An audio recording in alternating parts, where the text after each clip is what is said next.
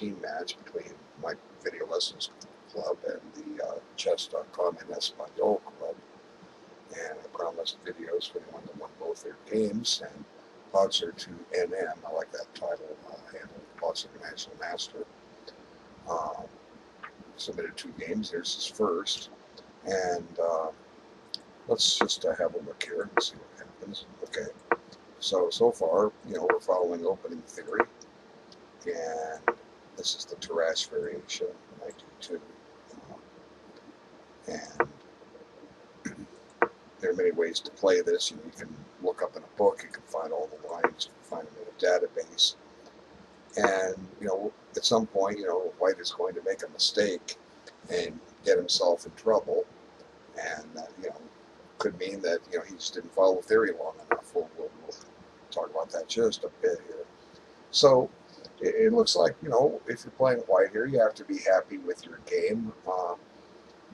White has a little more space because of the advanced pawn on e5, and Black's bishop on c8 is a bad piece. It's not clear at this point how does Black get his pieces off the back rank. Like so, for instance, if you play bishop e7 and castle, which seems like a normal idea, the queen is kind of hemmed in, the knight's hemmed in. But Black does have remedies in this position. Normally we want to strive for c5 in a French defense, but in this case, Black strikes in the center with f6, and this is designed to be a good move for a lot of reasons. Okay, so number one, what does this move do? Well, it attacks this pawn on e5 3 times, it's only defended twice. So what can White do? Well, White can exchange or try to reinforce that pawn. Okay, so for instance, if White plays queen e2, he's shutting in his bishop. Okay, if White plays queen a4, so as to pin one of these knights. Let's take a look at that, queen a4. Okay, we're just analyzing. This is how you get better at chess. You consider possibilities. Okay, let's say we take, and say he takes with the knight. We'll just pick that one for the fun of it. And now knight takes, pawn takes. Okay, now maybe White solved this problem here. Okay, because Black cannot take. What can Black do? Well, he can break the pin. Now this pawn is under attack. And, White might play f4. He didn't have to. I'm just kind of giving examples. But then this bishop is able to go to c5. And, White has a little trouble getting cast king side here because of this diagonal being exposed. Now, White could also play knight f3. Okay. But at the same time, we could bring this bishop to c5. And, it seems like Black has solved the problem of getting his pieces developed, and this pawn on e5 remains a target. So White played the other choice, that's to exchange, but it itself has some drawbacks. The pawn is safe now, but White no longer controls d6, so this square is now available for Black to utilize. So Black opts to take back with the queen. And the reason he's taking with the queen is Black is striving to get the move e5 in. And, this brings more support to that square. If you take with the knight, Black is not ready to play e5. Okay, so queen takes. And, White calmly develops. And now, as I say, Black is able to utilize this square. So suddenly, Black's getting his pieces out, and Black has accepted a weakness, but he's going to rid himself of that. And that's one thing that when you have a backward pawn on the open file, as we have here, you want to advance it because that'll get rid of it. Now here's where I think White commits the fatal error that gave him a bad game. We want to take care of our king. That's what we need to do. So if White plays castles, the game is relatively even. Okay, so say for instance you break here, pawn takes, let's take this knight. White could consider making a couple of pins. White could consider, well, let's see.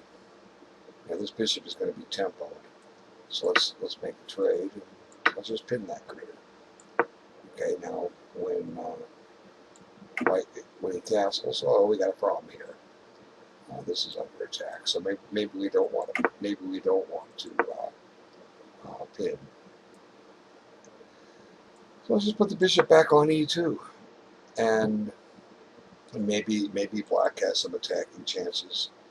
Based on this square.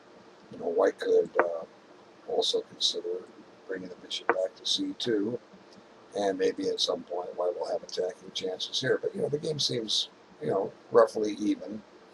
And there's a lot of chess to be played.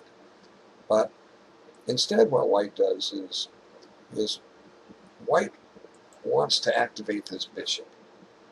Well, in order to do that, you either have to move the knight on D2 or move the pawn. Now, what's the hurry? Isn't getting the king to safety more important than activating a piece which can't move? Look, Black's in the same boat over here. So neither side can develop their queen's bishop. Okay, so probably what White should do is, like I say, just castle. But White chooses to play knight F1 to open up that diagonal. Now, he's kind of shooting himself in the foot here. Why? Well, because guess what? He can't castle now. Okay, he's kingside without moving this knight again. So where's it going to go? Maybe up to E3, maybe to G3. Okay, but White is busy slowly developing his pieces. Black is catching up and developing his too. But now Black is able to break in the center, get rid of his weakness, open up a diagonal for this bishop. The French bishop is your bad bishop. Now we've opened up the diagonal, and eventually this knight on D7 will move, and the bishop will have activity. So now we see, the purpose of White's strategy of knight F1 was to tickle the queen, bishop G5, and temporarily ignoring the threat of E4. But now White has to deal with it. So he captures, and we see a set of knights exchanged, and now White's kind of getting himself in a pickle. He's losing time with his minor pieces. If we want to consider this knight undeveloped, Black is actually ahead in development here. They both have two minor pieces out, and Black's queen is developed. Okay, and it's is attacking the softest spot in White's position. This is why White needs to castle. Okay, and he didn't. And if say for instance if White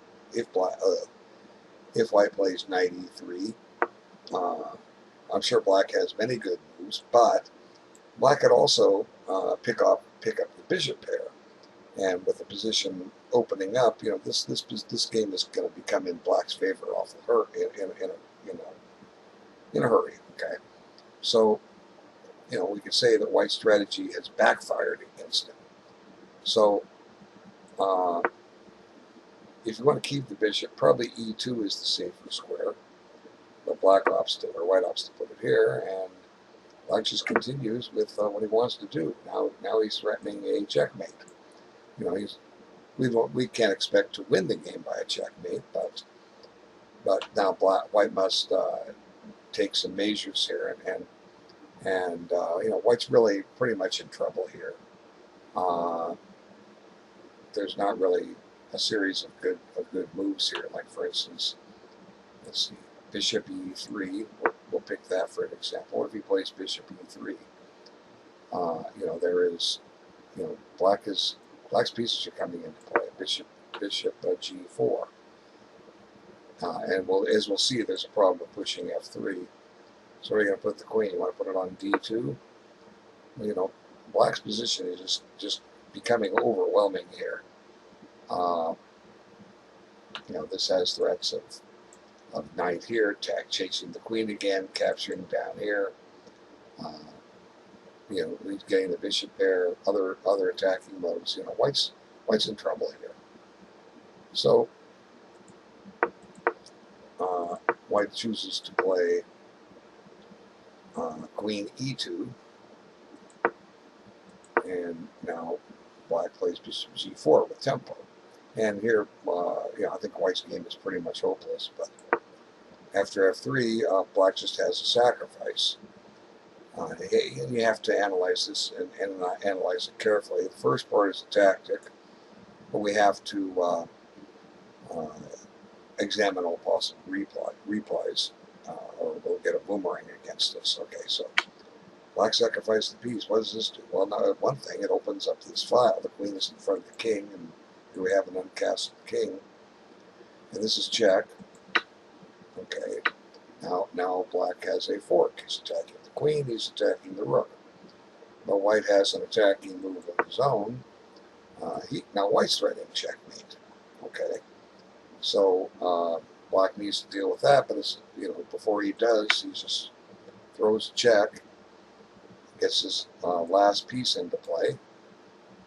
White blocks with his knight, and now before we grab this rook, we just play bishop E4, shutting down the threat on the diagonal. White must move his queen, and the rook is there for the taking. So, black has got his up the exchange and a couple of pawns, and white's game is hopeless, and the game just ends through a series of exchanges, which leave white with no hope. So, the more pieces are traded, the quicker defeat will come. So here comes a check, and white says, let's trade some more, and black says, that's fine with me. And here black is ahead the exchange in 2 pawns, and white resigns. So very well played game by patzertoNM. He capitalized on white's decision to leave his king in the center too long, and thank you all for watching.